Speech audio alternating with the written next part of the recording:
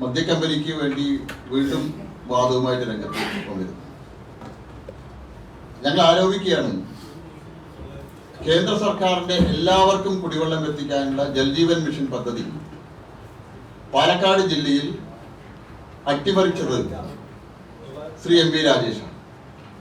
മദ്യക്കമ്പനിക്ക് വേണ്ടി ആ പദ്ധതി പാലക്കാട് ജില്ലയിൽ പൂർണ്ണമായിട്ട് നടപ്പാക്കാതെ ഇവിടുത്തെ ഏറ്റവും സാധാരണക്കാരായ ആളുകൾക്ക് കുടിവെള്ളം എത്തിക്കാതെ അട്ടിമറിക്കുന്നത് എക്സൈസിന്റെയും അതുപോലെ തന്നെ തദ്ദേശ സ്വയംഭരണ വകുപ്പിന്റെയും ചുമതലയുള്ള ശ്രീ എം വി രാജേഷാണ്.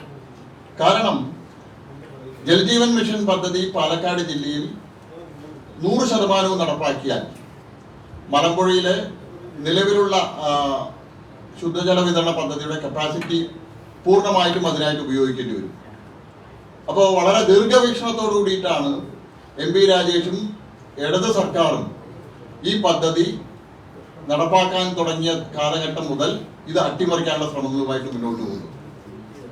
ഈ പുതുശ്ശേരി ഏറ്റവും കൂടുതൽ കുടിവെള്ളക്ഷാമം അനുഭവപ്പെടുന്ന പഞ്ചായത്തുകളാണ് പുതുശ്ശേരി, മലമ്പുഴ, അതുപോലെ തന്നെ എലപ്പുള്ളി, പാലക്കാടിന്റെ കിഴക്കൻ മേഖല. ആ പ്രദേശത്ത് നിങ്ങളൊന്ന് അന്വേഷിക്കണം. ആ പ്രദേശത്തെ ഓരോ പഞ്ചായത്തുകളിലും കേന്ദ്ര സർക്കാരിന്റെ ജൽജീവൻ മിഷൻ പദ്ധതി 2019 ആരംഭിച്ച ആ പദ്ധതിയുടെ ഇന്നത്തെ എന്താണ് സ്ഥിതി എന്നുള്ളത് അന്വേഷിക്കണം. 50% താഴെയാണ് ആ പദ്ധതി ആ പഞ്ചായത്തുകളിൽ നടപ്പാക്കിയിട്ടുള്ളത്. അതിന് കാരണം മലമ്പുഴയിലെ കുടിവെള്ളം മദ്യക്കമ്പനിയുമായിട്ട് ഉണ്ടാക്കിയ ധാരണയുടെ അടിസ്ഥാനത്തിൽ മലമ്പുഴയിലെ കുടിവെള്ളം മദ്യക്കമ്പനിക്ക് കൊടുക്കണം. മദ്യക്കമ്പനിക്ക് ആ കുടിവെള്ളം കൊടുക്കണമെങ്കിൽ എല്ലാ വീടുകളിലും കുടിവെള്ളം എത്താൻ പാടില്ല. കാരണം കേന്ദ്ര സർക്കാരിന്റെയും അതുപോലെ തന്നെ ദേശീയ ജല കമ്മീഷന്റെ എല്ലാം പഠനം ഒരാൾക്ക് ഒരു ദിവസം 225 ലിറ്റർ വെള്ളം അയാളുടെ നിത്യ ഉപയോഗത്തിന് വേണമെന്നാണ്. അപ്പൊ ഈ ഇത്രയും പഞ്ചായത്തുകളിലെ എല്ലാ വീടുകളിലും കുടിവെള്ള കണക്ഷൻ എത്തിക്കഴിഞ്ഞാൽ ഉപഭോഗം കൂടും. മലമ്പുഴയിലുള്ള നിലവിലുള്ള കപ്പാസിറ്റി അനുസരിച്ചിട്ടുള്ളത് മതിയാവില്ല. അപ്പോ മദ്യക്കമ്പനിക്ക് വാഗ്ദാനം ചെയ്ത വെള്ളം കൊടുക്കാൻ കഴിയില്ല. അതുകൊണ്ട് എല്ലാവർക്കും കുടിവെള്ളം എത്തിക്കാനുള്ള പദ്ധതി പോലും മന്ത്രി അട്ടിമറിക്കുകയാണ് പാലക്കാട് ജില്ലയിൽ. മന്ത്രിയുടെ ഒരു വാദം 2023-24 മദ്യനയത്തിൽ ഞങ്ങൾ പറഞ്ഞിട്ടുണ്ട്, എത്തനോളും ENA ഉൽപ്പാദിപ്പിക്കുന്ന കമ്പനികൾക്ക് യൂണിറ്റ് തുടങ്ങാൻ അനുവാദം കൊടുക്കാന്നുള്ളത്. മന്ത്രി തന്നെ പത്രസമ്മേളനത്തിൽ മാധ്യമങ്ങളോട് പറഞ്ഞു 2023 നവംബർ 3-നാണ് എത്തനോൾ ഉൽപ്പാദിപ്പിക്കാനുള്ള അപേക്ഷ കമ്പനി എക്സൈസ് കമ്മീഷണർക്ക് നൽകിയത് എന്നുള്ളത്. വളരെ വൈരുദ്ധ്യമുണ്ട് അതിൽ. കേന്ദ്ര സർക്കാരിന്റെ expression of interest short list ചെയ്യുന്നത് 9/2/2024 നവംബർ മാസത്തിൽ തന്നെ കമ്പനി എത്തനോൾ യൂണിറ്റിനുള്ള അപേക്ഷ എക്സൈസ് കമ്മീഷണർക്ക് കൊടുക്കുന്നു.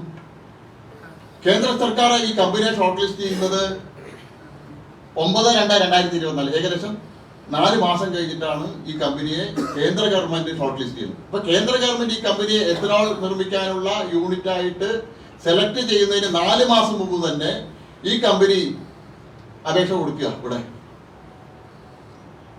ഞങ്ങൾ നേരത്തെ ആരോപിച്ചിരുന്നു, 2022 സ്ഥലം വാങ്ങുന്നു. 2022 സ്ഥലം വാങ്ങി കേന്ദ്ര ഗവൺമെന്റിന്റെ എക്സ്പ്രഷൻ ഓഫ് ഇൻട്രസ്റ്റ് വരുന്ന സമയത്ത് ഈ പ്ലാന്റ് എലപ്പുള്ളിത്തെ സ്ഥലം കാണിച്ച് അതിന്റെ എക്സ്പ്രഷൻ ഓഫ് ഇൻട്രസ്റ്റിൽ പങ്കെടുക്കുന്നു. ഇതെല്ലാം ഈ കമ്പനിക്ക് ഇത്ര ധൈര്യപൂർവ്വം സാധിക്കുന്നത് സംസ്ഥാന സർക്കാരിന്റെ വലിയൊരു ഉറപ്പ് ഈ കമ്പനിക്ക് ലഭിച്ചതിന്റെ അടിസ്ഥാനത്തിൽ തന്നെയാണ്. മന്ത്രി തന്നെ വ്യക്തമാക്കിയിട്ടുള്ളൂ, കേന്ദ്ര സർക്കാർ ഷോർട്ട് ലിസ്റ്റ് ചെയ്യുന്നതിന് 4 മാസം മുമ്പ് തന്നെ എത്തനോൾ ഉൽപ്പാദിപ്പിക്കാനുള്ള ലൈസൻസിനായിട്ട് അതിനുള്ള അപേക്ഷ എക്സൈസ് കമ്മീഷണർക്ക് സമർപ്പിച്ചു എന്നുള്ളത് മന്ത്രി തന്നെ പത്രസമ്മേളനത്തിൽ പറഞ്ഞതാണ്. ഈ ഇതിന്റെ ഇവരുടെ മന്ത്രിയുടെ ഇതിൽ കത്തിന്റെ റെഫറൻസ് പറയുന്നുണ്ട്. സർക്കാർ ഓർഡർ ഈ കമ്പനിക്ക് കൊടുത്ത മന്ത്രിസഭാ യോഗത്തിന്റെ ഓർഡറിൽ പറയുന്ന എക്സൈസ് വകുപ്പിന്റെ കത്ത് 6/2/2024 EXC 6389 2023. അതായത് ഷോർട്ട് ലിസ്റ്റ് ചെയ്യുന്നത് 9-ാം തീയതി, 6-ാം തീയതി തന്നെ മന്ത്രിസഭാ യോഗത്തിലേക്കുള്ള എക്സൈസ് കമ്മീഷണറുടെ അപേക്ഷ വന്നു കഴിഞ്ഞു. അപ്പൊ എല്ലാം നേരത്തെ തയ്യാറാക്കിയ തിരക്കഥയുടെ അടിസ്ഥാനത്തിൽ തന്നെയാണ് നടന്നിട്ടുള്ളത്. ഇപ്പോ ആ കള്ളക്കടകൾ പുറത്തു വരുന്ന സമയത്ത് അത് മറയ്ക്കാനായിട്ട് മന്ത്രി ആരോപണങ്ങളുമായിട്ട് മുന്നോട്ട് വരികയാണ്. ഞങ്ങളെ ചോദിക്കാൻ ആഗ്രഹിക്കുക, ഈ സ്പിരിറ്റ് കമ്പനികൾ കർണാടകയിലെ BJP-യുടെ മന്ത്രിയാണ്, മഹാരാഷ്ട്രയിലെ BJP-യുടെ മന്ത്രിക്ക് ബന്ധമുണ്ട്. ഞങ്ങൾ ചോദിക്കും, ഈ സ്പിരിറ്റ് കമ്പനികളെ കേരളത്തിലേക്ക് കൊണ്ടുവരുന്ന ആരാ? ഈ സ്പിരിറ്റ് കമ്പനികളിൽ നിന്ന് സ്പിരിറ്റ് വാങ്ങാൻ തീരുമാനമെടുത്തത് ആരാ? ഭാരതീയ ജനതാ പാർട്ടി അല്ലല്ലോ, സംസ്ഥാന സർക്കാരല്ലേ. അപ്പോ എന്തുകൊണ്ട് ഇത്തരം കമ്പനികളിൽ നിന്ന് സ്പിരിറ്റ് വാങ്ങാൻ സംസ്ഥാന ഗവൺമെന്റ് തയ്യാറായി എന്നുള്ളത് മന്ത്രി വ്യക്തമാക്കണം. ഈ കമ്പനികളല്ലാതെ ഈ രാജ്യത്ത് വേറെ കമ്പനികളുണ്ടല്ലോ, സ്പിരിറ്റ് ഉത്പാദിപ്പിക്കുന്ന കമ്പനികളുണ്ടല്ലോ, ആ കമ്പനികളിൽ നിന്ന് വാങ്ങാമല്ലോ. BJP-യുടെയും കോൺഗ്രസിന്റെയും നേതാക്കന്മാരുടെ കമ്പനികൾക്ക് ഇന്ന് സ്പിരിറ്റ് വരുന്നത് അത് ബ്ലോക്ക് അത് ആ വരവ് തുടരാൻ വേണ്ടിയിട്ടാണ് ഇവിടെ സ്പിരിറ്റ് ഉത്പാദിപ്പിക്കുന്നത് തടയുന്നത് എന്നാണ് മന്ത്രി പറയുന്നത്. ഈ കമ്പനികൾ കഴിഞ്ഞ നിരവധി വർഷങ്ങളായിട്ട് കേരളത്തിൽ സ്പിരിറ്റ് സപ്ലൈ ചെയ്യുന്ന കമ്പനികളാണ്. ഈ കമ്പനികളെ എല്ലാം തെരഞ്ഞെടുത്തിരിക്കുന്നത് സംസ്ഥാന സർക്കാരാണ്, അവർക്ക് ഓർഡർ കൊടുത്തിരിക്കുന്നത് സംസ്ഥാന സർക്കാരാണ്. അതില് ഭാരതീയ ജനതാ പാർട്ടിയോ ഭാരതീയ ജനതാ പാർട്ടിയുടെ സംസ്ഥാനത്തിന്റെ ഒരു നേതാക്കൾക്കും ബന്ധമില്ല. അത് UDF ഭരിക്കുന്ന കാലഘട്ടത്തിലായാലും ശരി, LDF ഭരിക്കുന്ന കാലഘട്ടത്തിലായാലും ശരി, ഏറ്റവും കൂടുതൽ കരിമ്പ് ഉൽപ്പാദിപ്പിക്കുന്ന സംസ്ഥാനങ്ങളിലാണ് ഷുഗർ ഫാക്ടറികൾ ഉള്ളത്. ഷുഗർ ഫാക്ടറികളുടെ ബൈ പ്രൊഡക്റ്റ് ആണ് സ്പിരിറ്റ്. ആ സ്പിരിറ്റ് ആണ് മദ്യം ഉൽപ്പാദിപ്പിക്കാനായിട്ട് ഉപയോഗിക്കുന്നത്. അതെല്ലാം ലൈസൻസോട് കൂടി പ്രവർത്തിക്കുന്നതാണ്. ഞാൻ ഒരു കാര്യം ചോദിക്കാൻ ആഗ്രഹിക്കും. കഴിഞ്ഞ ദിവസം CPM-ന്റെ ജില്ലാ സെക്രട്ടറി ഒരു ആരോപണവുമായിട്ട് മുന്നോട്ട് വന്നു. ഞാൻ ലേബർ കോൺട്രാക്ടറാണ്, തൊഴിലാളികളുടെ വിഹിതം പറ്റുന്ന ആളാണ്. ഞാൻ 98 മുതൽ പാലക്കാടും കേരളത്തിന്റെ വിവിധ ഭാഗങ്ങളിലും എല്ലാം ലേബർ കോൺട്രാക്ട് ബിസിനസ് ചെയ്യുന്ന ആള് തന്നെയാണ്. യാതൊരുമില്ല. കേന്ദ്ര ഗവൺമെന്റ് സംസ്ഥാന ഗവൺമെന്റുകളൊക്കെ അംഗീകരിച്ച ലേബർ കോൺട്രാക്ട് ആക്ട് അനുസരിച്ച് ലൈസൻസ് എടുത്ത് ESI-യും PF-ഉം കേന്ദ്ര സർക്കാരിന്റെ സർവീസ് ടാക്സ് അടക്കമുള്ള കാര്യങ്ങൾ അടച്ചിട്ടാണ് ഞാൻ ഈ ബിസിനസ് ചെയ്യുന്നത്. CPM-ന്റെ Malabar cements labour contract society ഉണ്ട്. പാലക്കാട്ടുകാരായിട്ടുള്ള പത്രക്കാർക്ക് അറിയാം. മലബാർ സിമെന്റ്സ് ആരംഭിച്ചത് മുതൽ അവിടുത്തെ ലോഡിങ്ങിലേക്കും മറ്റുമൊക്കെ ആവശ്യമായിട്ടുള്ള ലേബർ സപ്ലൈ ചെയ്യുന്നത് CPM-ന്റെ തങ്കച്ചൻ ഉൾപ്പെടെയുള്ള നേതാക്കന്മാർ, LC സെക്രട്ടറി ആയിരുന്ന തങ്കച്ചൻ ഉൾപ്പെടെയുള്ള നേതാക്കന്മാർ 3-4 നേതാക്കന്മാർ ചേർന്ന് രൂപീകരിച്ച ലേബർ കോൺട്രാക്ട് സൊസൈറ്റിയാണ്. കോടിക്കണക്കിന് രൂപയുടെ തുകയാണ് മലബാർ സിമെന്റ്സ് നിന്ന് ലേബർ കോൺട്രാക്ട് വഴിക്ക് ഈ സൊസൈറ്റി നേടിയെടുത്തുള്ളത്. CPM-ന്റെ ഉള്ളിൽ വലിയ ആരോപണങ്ങൾക്ക് വഴിവെച്ച കോൺട്രാക്ട് ആണത്. അപ്പോ CPM-ന്റെ ജില്ലാ സെക്രട്ടറി ഇത്തരം ആരോപണങ്ങൾ ഉന്നയിക്കുന്ന സമയത്ത് സ്വന്തം പാർട്ടിക്കാരായിട്ടുള്ള ആളുകൾ ഈ കാര്യം, സ്വന്തം പാർട്ടിയുടെ നേതൃത്വത്തിലുള്ള സൊസൈറ്റിയും നേതാക്കന്മാരും എല്ലാം ഇത്തരം പ്രവർത്തനങ്ങൾ ചെയ്യുന്നുണ്ട്. ഇത് നിയമപരമായിട്ടുള്ള കാര്യമാണ്, അതിൽ തെറ്റുണ്ടെന്ന് ഞങ്ങൾ പറയുന്നില്ല. സർക്കാർ സ്ഥാപനങ്ങളിൽ കോൺട്രാക്ട് അടിസ്ഥാനത്തിൽ, ലേബർ കോൺട്രാക്ട് അടിസ്ഥാനത്തിൽ തൊഴിലാളികളെ എടുക്കുന്നുണ്ട്, സ്വകാര്യ സ്ഥാപനങ്ങളിൽ എടുക്കുന്നുണ്ട്. ചിറ്റൂർ മേഖല വഴിക്ക് വരുന്ന സ്പിരിറ്റിനെ സംബന്ധിച്ച് അറിയാലോ. നേരത്തെ ആ സ്പിരിറ്റ് കൊണ്ടുവന്നത് വലതുപക്ഷ നേതാവായിരുന്നു. ഇപ്പോ ചിറ്റൂർ വഴിക്ക്, ചിറ്റൂർ ഗോപാലപുരം ചെക്ക് പോസ്റ്റ് വഴിക്ക് വന്ന് ചിറ്റൂരിലെ തെങ്ങിൻ തോപ്പുകളിൽ സൂക്ഷിക്കുന്ന സ്പിരിറ്റിന്റെ പിന്നിൽ പ്രവർത്തിക്കുന്ന ആളാരാണെന്ന് CPM-ന്റെ ജില്ലാ സെക്രട്ടറി വ്യക്തമാക്കാൻ തയ്യാറാവണം. 2 സഹോദരന്മാർ, CPM നേതാവിന്റെ 2 സഹോദരന്മാർ ചിറ്റൂർ മേഖലയിലുള്ള തെങ്ങിൻ തോപ്പുകൾ മുഴുവൻ ലീസിലെടുക്കുക. 660 ലിറ്റർ സ്പിരിറ്റ് അവിടുന്ന് പിടിച്ചു ഒരു സഹോദരന്റെ തോട്ടത്തിൽ നിന്ന്. ആ സ്പിരിറ്റ്, ആ കേസ് അവിടെ പോയി. എക്സൈസ് വകുപ്പ് മന്ത്രിക്ക് ഇതിനെതിരെ ആക്ട് ചെയ്യാൻ കഴിയില്ല. കാരണം ഇപ്പൊ CPM-നുള്ള ജില്ലാ സമ്മേളനത്തിൽ വലിയ വെടിനിർത്തലായിരുന്നു, യാതൊരുവിധ പ്രശ്നങ്ങളും ഇല്ല എന്നാണ്. എന്താ പ്രശ്നമില്ലാതിരിക്കാൻ കാരണം? വിദേശ മദ്യം എക്സൈസ് മന്ത്രിക്കും കുടുംബത്തിനും, സ്പിരിറ്റും കള്ളും ജില്ലാ സെക്രട്ടറിക്കും കുടുംബത്തിനുമായിട്ട് CPM-ൽ വീതം വെച്ചതിന്റെ അടിസ്ഥാനത്തിലാണ് CPM-ലെ വെടിനിർത്തല്. 3.5 ലക്ഷം കള്ളാണ് ദിനംപ്രതി ചിറ്റൂരിൽ നിന്ന് പോകുന്നത്. CPM-ന്റെ ആളുകൾ തന്നെ പറയുന്നു, 1 ലിറ്റർ കള്ളിന് 1.25 രൂപ ദിനംപ്രതി അവിടുത്തെ ചില ആളുകൾക്ക്, CPM-ന്റെ ആളുകൾക്ക് കൊടുത്തിട്ടാണ് ഈ കള്ള് പാലക്കാടിന്റെ ബോർഡർ കടന്നു പോകാൻ പറ്റുള്ളൂ എന്ന് പറയുന്നത്. അപ്പൊ ഞങ്ങൾ കൂടുതലൊന്നും പറയുന്നില്ല. നേരത്തെ 2002 പൊള്ളാച്ചിയിൽ ആനമല പോലീസ് സ്റ്റേഷനിൽ ചില ആളുകളെ അണ്ടർവെയറിൽ നിർത്തിയിട്ടുണ്ടായിരുന്നു, അടിവസ്ത്രം മാത്രം ഇട്ടിട്ട്. ആ ആളുകളുടെ പേരൊന്നും ഞങ്ങളെ കൊണ്ട് വിളിച്ചു പറയിപ്പിക്കരുത്. ഒരുപാട് കഥകൾ ഈ ചിറ്റൂരിലെ ഇത്തരം ബന്ധങ്ങളെ സംബന്ധിച്ച് ഞങ്ങൾക്ക് പറയാനുണ്ട്. അതൊക്കെ ഞങ്ങളെ കൊണ്ട് പറയിപ്പിക്കാൻ ബഹുമാനപ്പെട്ട CPM-ന്റെ ജില്ലാ സെക്രട്ടറി തയ്യാറാവരുത് എന്നാണ് ഞങ്ങൾക്ക് ഈ അവസരത്തിൽ പറയാനുള്ളത്.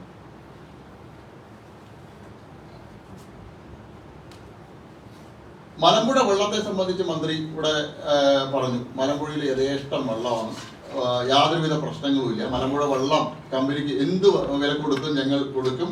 ആ മലമ്പുഴ വെള്ളം ഉപയോഗിച്ചുകൊണ്ട് കമ്പനി പ്രവർത്തിക്കുന്നുള്ളത്. ഇന്നലെ രാവിലെ 11 മണിക്ക് മലമ്പുഴയിലത്തെ ജലനിരപ്പ് സംബന്ധിച്ചുള്ള ഇത് മന്ത്രി ഒന്ന് പരിശോധിക്കണം. മന്ത്രി പറഞ്ഞത് 226 ദശലക്ഷം ലിറ്റർ കപ്പാസിറ്റിയാണ് മലമ്പുഴയിൽ. ശരിയാണ്, മന്ത്രി പറഞ്ഞത് ശരിയാണ്. മലമ്പുഴയുടെ ഫുൾ കപ്പാസിറ്റി 226 ദശലക്ഷം ലിറ്റർ വെള്ളമാണ്. ഇന്നലെ രാവിലെ 11 മണിക്ക് ഇറിഗേഷൻ വകുപ്പിന്റെ വെബ്സൈറ്റിൽ പോയിട്ട് മന്ത്രി ഒന്ന് നോക്കണം. 118 ദശലക്ഷം ലിറ്റർ ആണ് ഇന്നലെ മലമ്പുഴയിലത്തെ കപ്പാസിറ്റി. അതായത് 52% മലമ്പുഴയിലെ ഫുൾ ഇന്നലെയുള്ള സ്റ്റോറേജ്. 52% മലമ്പുഴയുടെ ഫുൾ കപ്പാസിറ്റി 52% ഇന്നലെ ഉള്ളത്. ഇനി 4 മാസം ഏറ്റവും കൂടുതൽ വേനൽ വരാൻ പോകുന്നത് പാലക്കാട് ജില്ലയിൽ ഫെബ്രുവരി, മാർച്ച്, ഏപ്രിൽ, മെയ് മാസങ്ങളിൽ ഏറ്റവും കൂടുതൽ ജല ഉപയോഗം. കാരണം കിണറുകൾ വറ്റും, കുളങ്ങൾ വറ്റും. അപ്പോൾ ഏറ്റവും കൂടുതൽ ആളുകൾ ഈ കുടിവെള്ളത്തിനെയും അതുപോലെ തന്നെ കുളിക്കാനും അവരുടെ എല്ലാ ആവശ്യങ്ങൾക്കുമായിട്ട് ഉപയോഗിക്കുന്നത് മലമ്പുഴ വെള്ളം. ഏറ്റവും കൂടുതൽ കുടിവെള്ളം ആവശ്യമുള്ളത്. അതുപോലെ തന്നെ പ്രായരി പഞ്ചായത്തിന്റെ ഒരറ്റം മുതൽ പട്ടാമ്പി വരെയുള്ള പഞ്ചായത്തുകൾ കുടിവെള്ള സ്രോതസ്സായിട്ട് ഉപയോഗിക്കുന്നത് ഭാരതപ്പുഴയാണ്. ആ കുടിവെള്ള പദ്ധതികൾക്ക് ആവശ്യമായിട്ടുള്ള വെള്ളം മലമ്പുഴ ഡാം തുറന്നു വിട്ടിട്ടാണ് ആ കുടിവെള്ള പദ്ധതികൾ പ്രവർത്തിപ്പിക്കുക. ഭാരതപ്പുഴയിൽ വെള്ളം കുറഞ്ഞാൽ മലമ്പുഴ ഡാം തുറന്നു വിടും. മലമ്പുഴ ഡാം തുറന്നു വിട്ടിട്ടാണ് ആ കുടിവെള്ളം കിട്ടുക. അപ്പോൾ ഇപ്പൊ തന്നെ 52% കപ്പാസിറ്റി. മന്ത്രിയോട് മന്ത്രി ഇത്രയേറെ പഠനം നടത്തിയാണല്ലോ മദ്യ കമ്പനിക്ക് വേണ്ടിയിട്ട്. ഞങ്ങൾ ഒരു കാര്യം ചോദിക്കാൻ ആഗ്രഹിക്കുക. ഇപ്പൊ 4 ഘട്ടമായിട്ടാണല്ലോ ഇതിന്റെ സർക്കാർ ഓർഡർ പ്രകാരം പ്രവർത്തിക്കേണ്ടത്. ഓരോ ഘട്ടത്തിലും മദ്യ കമ്പനിക്ക് ആവശ്യമായിട്ടുള്ള വെള്ളത്തിന്റെ അളവ് എത്രയെന്ന് വ്യക്തമാക്കാൻ മന്ത്രി തയ്യാറാവണം. ആദ്യം 8 ലക്ഷം ബോട്ടിലിംഗ് കപ്പാസിറ്റി 8 ലക്ഷമാണ് പറയുന്നത്. 8 ലക്ഷമാണെങ്കിൽ ഈ രംഗത്ത് പ്രവർത്തിക്കുന്നവർ പറയുന്നത് ഏറ്റവും ചുരുങ്ങിയത് ഒരു 15-16 ലക്ഷം ലിറ്റർ വെള്ളമാണ്. 5 ലക്ഷം ലിറ്റർ സ്പിരിറ്റ് രണ്ടാം ഘട്ടത്തിൽ പറയുന്ന സ്പിരിറ്റ് ഉത്പാദിപ്പിക്കാനാണെങ്കിൽ 5 ലക്ഷം ലിറ്റർ സ്പിരിറ്റ് ഉത്പാദിപ്പിക്കാനാണെങ്കിൽ പഴയ ടെക്നോളജി ആണെങ്കിൽ 10 ഇരട്ടി വെള്ളമാണെന്നാണ് പറയുന്നത്. അതായത് ഏകദേശം 50 ലക്ഷം ലിറ്റർ വെള്ളം. ഇനി ഇപ്പോഴത്തെ ഏറ്റവും പുതിയ ടെക്നോളജി ഈ കമ്പനി അഡോപ്റ്റ് ചെയ്യുകയാണെങ്കിൽ 20 ലക്ഷം 4-5 ഇരട്ടി 20 ലക്ഷം ലിറ്റർ എങ്കിൽ 20 മുതൽ 25 ലക്ഷം ലിറ്റർ വെള്ളമെങ്കിലും ദിനം പ്രതി കമ്പനിക്കായി സ്പിരിറ്റ് ഉത്പാദിപ്പിക്കാനായിട്ട് വേണം. ഇപ്പൊ മദ്യം ഉത്പാദിപ്പിക്കാൻ 15 ലക്ഷം ലിറ്ററോളം, സ്പിരിറ്റ് ഉത്പാദിപ്പിക്കാൻ 20. ഇതിന് പുറമെയാണ് ബ്രീവറി യൂണിറ്റ് വന്നാൽ. ഇപ്പോൾ കഞ്ചിക്കോട് പ്രവർത്തിക്കുന്നുണ്ടല്ലോ യുണൈറ്റഡ് ബ്രീവറീസ്, പഴയ UB ഗ്രൂപ്പിന്റെ യുണൈറ്റഡ് സ്പിരിറ്റ്സ്. അവരുടെ ആണ് ആദ്യത്തെ മലമ്പുഴയിലത്തെ മലമ്പുഴ വെള്ളം ഉപയോഗിച്ചുകൊണ്ടുള്ള പ്ലാന്റ്. അവരുടെ ഡെപ്പോസിറ്റ് വർക്കായിട്ട് അന്ന് വാട്ടർ അതോറിറ്റി ചെയ്ത വർക്കാണ്. അവർ ദിനം പ്രതി ഉപയോഗിക്കുന്നത് 5 ലക്ഷം ലിറ്റർ വെള്ളം. 5 ലക്ഷം ലിറ്റർ വെള്ളം. അത് സീസൺ സമയത്ത് 6 ലക്ഷം. നമുക്കറിയാലോ മദ്യത്തിന്റെയും ബിയറിന്റെയും ഒക്കെ ഉപയോഗം എപ്പോഴാണ് കൂടുക? വേനൽക്കാലത്താണ്. വേനൽക്കാലത്ത് ഇത് കൂടുന്നതനുസരിച്ചിട്ട് കുടിവെള്ളം കൂടുതൽ അവർക്ക് ഉപയോഗിക്കേണ്ടി വരും. 6 ലക്ഷം ലിറ്റർ വരെ വേനൽക്കാലത്ത് സീസൺ സമയത്ത് അവർ ഉപയോഗിക്കാറുണ്ട്. അപ്പോൾ ഈ പുതിയ കമ്പനിക്കും അതേ ബാധകമാണല്ലോ. ഇവർ ബിയറ ഉത്പാദിപ്പിക്കുന്നത്, അവർ സ്പിരിറ്റ് ഉത്പാദിപ്പിക്കുന്ന സമയത്ത്, ENA ഉത്പാദിപ്പിക്കുന്ന സമയത്ത് അതിന്റെ എത്രയോ ഇരട്ടി വെള്ളം ആവശ്യമുണ്ട്. അപ്പോൾ 35-40 ലക്ഷം ലിറ്റർ വെള്ളമാണ് ഇതിനാവശ്യം. ഇപ്പൊ മലമ്പുഴയിലത്തെ വെള്ളം കുടിവെള്ള പദ്ധതിക്കായിട്ട് മന്ത്രി തന്നെ പറയുന്നുണ്ട്. വാട്ടർ അതോറിറ്റിയുടെ കണക്ക് പ്രകാരം മലമ്പുഴയിലെ 112 MLD ആണ് ഒരു ദിവസം ഉപയോഗിക്കാൻ കഴിയുക.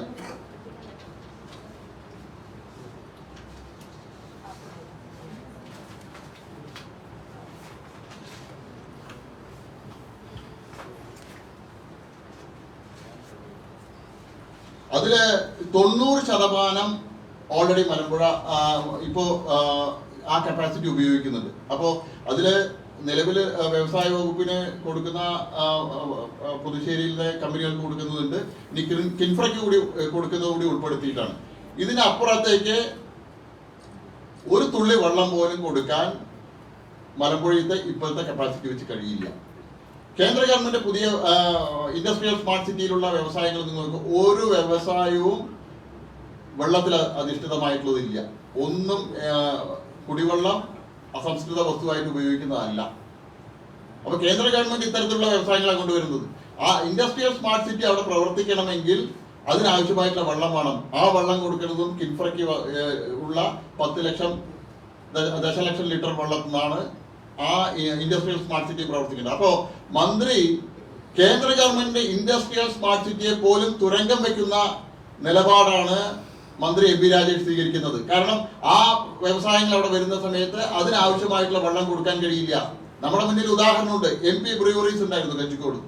MP ബ്രൂവറീസ് കൂട്ടിപ്പോയിട്ട് ഇപ്പോൾ വർഷങ്ങൾ കഴിഞ്ഞു. കാരണം MP ബ്രൂവറീസ് കൂട്ടാൻ കാരണം ആവശ്യത്തിന് വെള്ളം ലഭിക്കാത്തതുകൊണ്ടാണ്.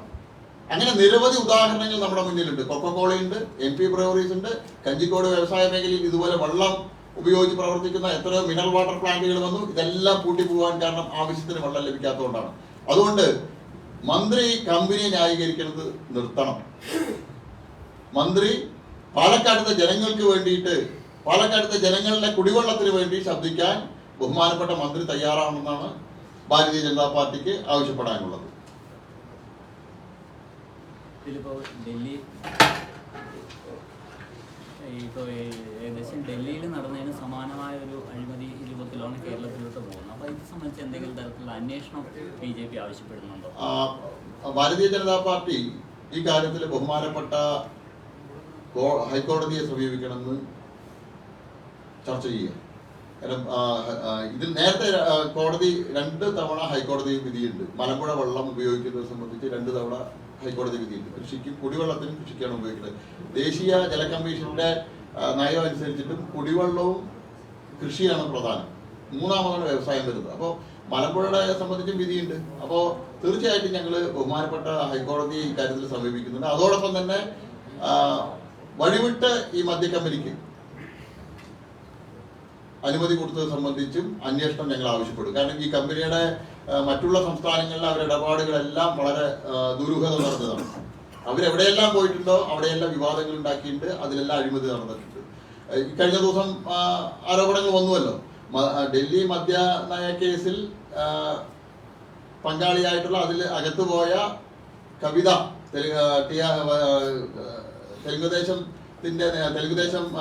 തെലുങ്കാനയുടെ നേതാവായിട്ടുള്ള കവിത അടക്കമുള്ള ആളുകൾ ഈ ഇതിന്റെ ചർച്ചക്കായി വന്നിട്ടുണ്ട് എന്നാണ് പറയുന്നത്. അപ്പൊ അതെല്ലാം സംബന്ധിച്ച് അന്വേഷണം വേണം. എന്തായാലും ഞങ്ങൾ ഈ കാര്യത്തിൽ ഒരു വിട്ടുവീഴ്ചയ്ക്ക് തയ്യാറല്ല. ഇത് സംബന്ധിച്ച് ഞങ്ങൾക്ക് പറയാനുള്ളത് ഡൽഹി മുഖ്യമന്ത്രിയുടെയും അവിടുത്തെ എക്സൈസ് വകുപ്പ് മന്ത്രിയുടെയൊക്കെ അനുഭവം കേരളത്തിലെ മുഖ്യമന്ത്രിക്കും മന്ത്രിക്കും വരാനുള്ള സാഹചര്യം ഉണ്ടാക്കരുത് എന്നുള്ളതാണ് ഞങ്ങൾക്ക് പറയാനുള്ളത്. അല്ല, ഞങ്ങൾ ഈ വഴിവിട്ട് നൽകിയ അനുമതി സംബന്ധിച്ചും അതുപോലെ തന്നെ മലമ്പുഴ വെള്ളം ഉപയോഗിക്കുന്നത് സംബന്ധിച്ചും ഞങ്ങൾ 2 വിഷയത്തിൽ ഞങ്ങൾ ഹൈക്കോടതിയെ സമീപിക്കും. ഈ അന്വേഷണം എന്ന് പറഞ്ഞപ്പോൾ സംസ്ഥാന ഏജൻസികൾ അന്വേഷിച്ചാൽ നമുക്കറിയാലോ. സംസ്ഥാന ഏജൻസികൾ അന്വേഷിച്ച് ഒരന്വേഷണവും മുന്നോട്ട് പോയിട്ടില്ല. ഡൽഹിയിലെ മദ്യനയത്തിലെ അഴിമതി പുറത്തു കൊണ്ടുവന്നത് CBI അന്വേഷണം. അപ്പോൾ കേരളത്തിലും ഈ മദ്യനയം സംബന്ധിച്ച് കൃത്യമായിട്ട് അന്വേഷണം നടക്കണമെങ്കിൽ കേന്ദ്ര ഏജൻസി തന്നെ അന്വേഷിക്കണം. കേരളത്തിലെ ഏജൻസികൾ അന്വേഷിച്ചിട്ട് കേരളത്തിലെ ഒരു അഴിമതി പുറത്തു വരില്ല. പിന്നെ മന്ത്രി ഇപ്പോൾ ഇവിടെ CPM നേതാക്കളെ ഇങ്ങോട്ട് സ്പിരിറ്റ് കടത്തുകയെന്ന് പറഞ്ഞു. അപ്പോൾ അത് തടയാൻ വേണ്ടിയാണോ മന്ത്രി പാലക്കാട്ട് തന്നെ സ്പിരിറ്റ് ഉൽപ്പാദിപ്പിക്കുന്നത്? അല്ല, ഈ പാലക്കാട്ടില് സ്പിരിറ്റ് ഉൽപ്പാദിപ്പിക്കുന്നത് ഗോപാലപുരം വഴി വരുന്നത് GST ഒന്നും അടയ്ക്കാതെ. മന്ത്രി വിചാരിക്കുന്ന രീതിയിലുള്ള GST നഷ്ടമൊന്നും ഗോപാലപുരം വഴിക്കില്ല. ഗോപാലപുരത്തെ ഊടുവഴികളിലൂടെയാണ് വരുന്നത്. അത് അതിന്റെ GST കിട്ടുന്നത് CPMന്റെ നേതാക്കൾക്കാണ്.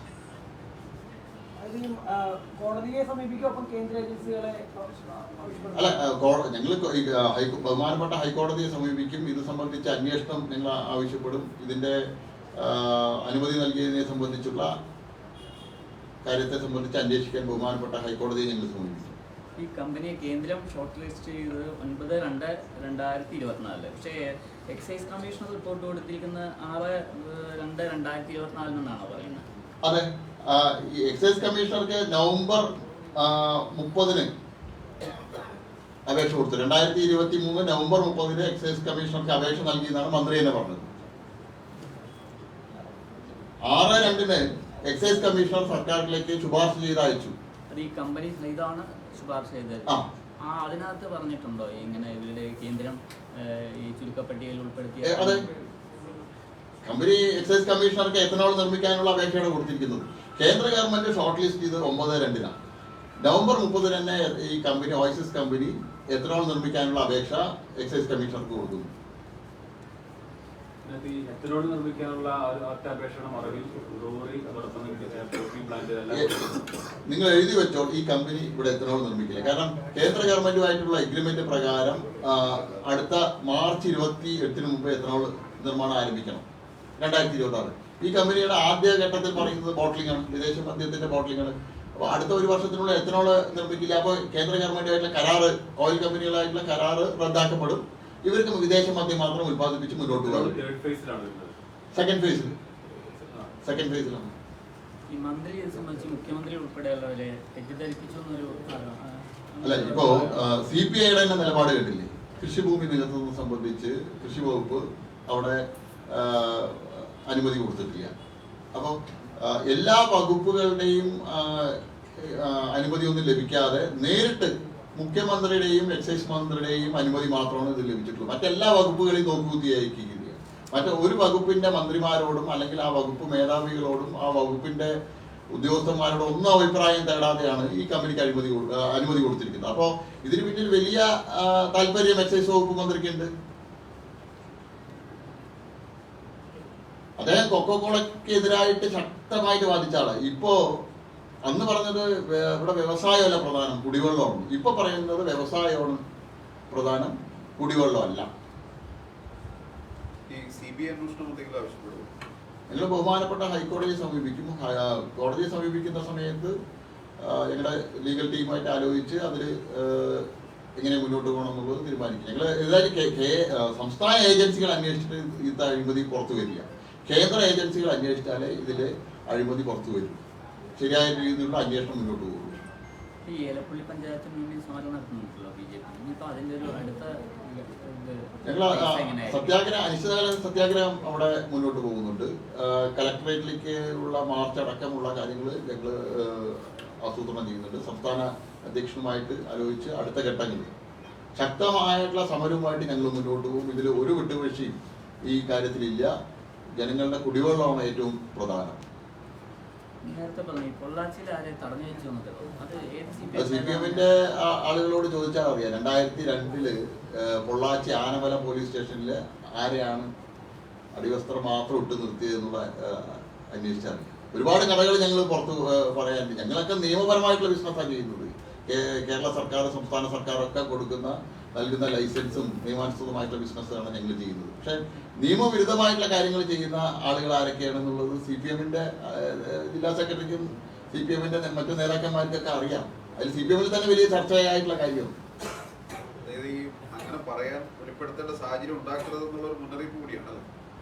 പലതും വിളിച്ചു പറയേണ്ടി വരും ഞങ്ങൾക്ക്.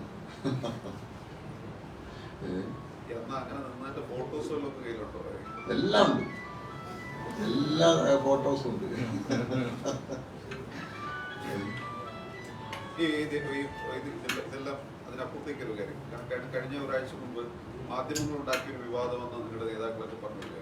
BJP-യുടെ പുതിയ പ്രസിഡന്റ് തെരഞ്ഞെടുപ്പുമായി ബന്ധപ്പെട്ട് ചിലർ രാജിവെക്കും, നഗരസഭാ ഭരണം പോകും. അപ്പോഴൊക്കെ മുതിർന്ന നേതാക്കൾ പറഞ്ഞിരുന്നു അങ്ങനെ ഒന്നും സംഭവിക്കാൻ പോകുന്നില്ല. അതൊക്കെ മാധ്യമങ്ങൾ ഉണ്ടാക്കിയ ഒരു വിവാദം മാത്രമായിരുന്നു. അല്ല, രാജിവെച്ചില്ലല്ലോ. എന്നോട് ചോദിച്ച എല്ലാ മാധ്യമ പ്രവർത്തകരോടും ഞാൻ പറഞ്ഞത്, പ്രശാന്ത് ശിവനെ BJP-യുടെ അഖിലേന്ത്യാ അധ്യക്ഷൻ പ്രസിഡന്റായിട്ട് തീരുമാനിച്ചിട്ടുണ്ടെങ്കിൽ, സംസ്ഥാന നേതൃത്വം തീരുമാനിച്ചിട്ടുണ്ടെങ്കിൽ പ്രശാന്ത് ശിവൻ BJP-യുടെ പാലക്കാട് ജില്ലാ അധ്യക്ഷനാവും. അദ്ദേഹം ജില്ലാ അധ്യക്ഷനായിട്ട് ചുമതലയേറ്റു. ഇന്ന് 5 ദിവസമായി. നിങ്ങൾ പറഞ്ഞ ഒരാളും രാജിവെച്ചില്ല. നേരത്തെ സന്ദീപ് വാര്യർ പോകുന്ന സമയത്തും നിരവധി കൗൺസിലർമാർ പോകും പറഞ്ഞു, നിരവധി ആളുകൾ പോകുമെന്ന് പറഞ്ഞു. ഒരാളും ഞങ്ങളുടെ ഇത് പോയില്ല, ഒരു കൗൺസിലും രാജിവെച്ചില്ല. ഈ 9 കൗൺസിലർമാർ പറയുന്നുണ്ടായിരുന്നു, 7 കൗൺസിലർമാരും ചില മാധ്യമങ്ങൾ പറയുന്നുണ്ടായിരുന്നു, 6 മണ്ഡലം പ്രസിഡന്റുമാരെന്ന് പറഞ്ഞു. ഒരു സാധാരണ പ്രവർത്തകൻ പോലും രാജിവെച്ചില്ല. മറിച്ച് വലിയൊരു ആവേശം പാലക്കാട് ജില്ലയിൽ ഒരു യുവ നേതാവിനെ BJP-യുടെ ജില്ലാ അധ്യക്ഷനായി കൊണ്ടുവന്നതിൽ പാലക്കാട് മാത്രമല്ല കേരളത്തിൽ മുഴുവൻ വലിയൊരു ആവേശം ഉണ്ടാക്കിയിട്ടുണ്ട്. കാരണം ഒരു ചെറുപ്പക്കാരന് ഒരു പാർട്ടിയുടെ ജില്ലാ അധ്യക്ഷ പദവി കൊടുത്തത് വഴി വലിയൊരു ആവേശം ഉണ്ടാക്കിയിട്ടുണ്ട്. ഞങ്ങൾ 4 വനിതകളെ ജില്ലാ അധ്യക്ഷ ആക്കിയിട്ടുണ്ട്. 3 ക്രിസ്ത്യൻ വിഭാഗത്തിൽ, ന്യൂനപക്ഷ വിഭാഗത്തിൽപ്പെട്ടവർ BJP-യുടെ ജില്ലാ അധ്യക്ഷന്മാരായിട്ട് വന്നു. തൃശ്ശൂർ ജില്ലയിൽ ഞങ്ങൾ ജയിച്ച ലോക്സഭാ മണ്ഡലം ഉൾപ്പെടുന്ന തൃശ്ശൂർ ജില്ലയിൽ ജില്ലാ അധ്യക്ഷനായിട്ട് വന്നിരിക്കുന്ന ക്രിസ്ത്യൻ ന്യൂനപക്ഷ വിഭാഗത്തിൽപ്പെട്ട ആളാണ്. അദ്ദേഹത്തിന്റെ പേരൊന്നും ഈ അഭിപ്രായ പറഞ്ഞതിലൊന്നും വരാത്ത പേരുകളാണ്. 4 വനിതകളുടെ പേരുകൾ വന്നിട്ടില്ല. അപ്പോൾ BJP-യിൽ തലയെണ്ണത്തിൻ്റെ അടിസ്ഥാനത്തിലല്ല ഒരാളെ തിരഞ്ഞെടുക്കുന്നത്. അയാളുടെ കഴിവും അവരുടെ പ്രാപ്തിയും അവരുടെ സംഘടനാ രംഗത്തുള്ള മികവും കഴിഞ്ഞകാല അവരുടെ പ്രവർത്തനവും അവരുടെ പാരമ്പര്യവും എല്ലാം സംഘടനാ പാരമ്പര്യവും എല്ലാം നോക്കിയിട്ടാണ്. ചായ കുടിക്കാനായിട്ട് നിങ്ങൾ കഴിഞ്ഞ ജില്ലാ സമവായ ദിവസം ഞങ്ങൾ കുറച്ച് ആളുകൾ ഗസാല ഹോട്ടലിലവിടെ ചായ കുടിക്കാൻ കൂടിയപ്പോൾ എല്ലാവരും കൂടി അവിടെ വന്നു. അതുപോലെ ചായ കുടിക്കാനായിട്ട് ആരെങ്കിലുമൊക്കെ അവിടെ കൂടിയിട്ടുണ്ടെങ്കിൽ അതൊക്കെ നടപടി എടുക്കാൻ പറ്റും. നല്ല പാലക്കാട് നഗരത്തിൽ നല്ല ഹോട്ടൽ ഇല്ലാത്തതുകൊണ്ട് യാക്കരിയിൽ പോയി നല്ല റിസോർട്ടിൽ പോയി ചായ കുടിച്ചു. അതിനെന്താ തെറ്റ്? ഇപ്പൊ ഞാനൊക്കെ അധികം യാത്രയാണ്. അപ്പൊ എല്ലാവരും ഒന്നിച്ച് കാണണമെങ്കിൽ എങ്ങനെ ഒന്നിച്ചിരുന്ന് കാണുന്ന സമയത്ത് എല്ലാവരും കൂടി ഒന്നിച്ച് ചായ കുടിക്കാൻ. വിവാദത്തിന് ശേഷം പിന്നെ അവരുടെ പ്രതികരണം വന്നിരുന്നു. അത് RSS നേതൃത്വം ഇടപെട്ടുകൊണ്ട് മാത്രമാണ് ഞങ്ങളിപ്പോ പിന്തിരിയണമെന്നത്. അല്ല, BJP-യിലത്തെ ഞങ്ങൾക്ക് എല്ലാവർക്കും അഭിപ്രായങ്ങളുണ്ട്. പക്ഷെ ഞങ്ങൾ സംഘടന ഒരു തീരുമാനം എടുത്താൽ ആ തീരുമാനത്തിനൊപ്പം തീരുമാനത്തിന്റെ അതുവരെ ഞങ്ങൾ ഞങ്ങളുടേതായിട്ടുള്ള അഭിപ്രായങ്ങൾ ഞങ്ങൾക്ക് പറയും. തീരുമാനം എടുത്താൽ ഇപ്പോൾ പ്രശാന്ത് ശിവൻ പ്രസിഡന്റാണ്. പാലക്കാട് ജില്ലയിലെ മുഴുവൻ ഈസ്റ്റിലത്തെ മുഴുവൻ ആളുകൾ, അത് ഏറ്റവും മുതിർന്ന നേതാക്കന്മാർ തൊട്ട് ഏറ്റവും താഴെത്തട്ടിലുള്ള പ്രവർത്തകരുടെ പ്രശാന്ത് ശിവന്റെ പിന്നിൽ അണിനിരക്കുന്നു. ഇപ്പോൾ യുവമോർച്ചയുടെ പുതിയ ജില്ലാ അധ്യക്ഷനെ തിരഞ്ഞെടുക്കില്ലേ? സംസ്ഥാന പ്രസിഡന്റ്, പുതിയ പ്രസിഡന്റിന്റെ ഇത് വന്ന ശേഷം ഉണ്ടാവും. സ്റ്റേറ്റ് പ്രസിഡന്റ് കൂടി അനൗൺസ് ചെയ്ത ശേഷമാണ് ഈ ബാക്കിയുള്ള ഭാരവാഹികൾ. ചായ കൂടി പ്രതീക്ഷിക്കുന്നത്.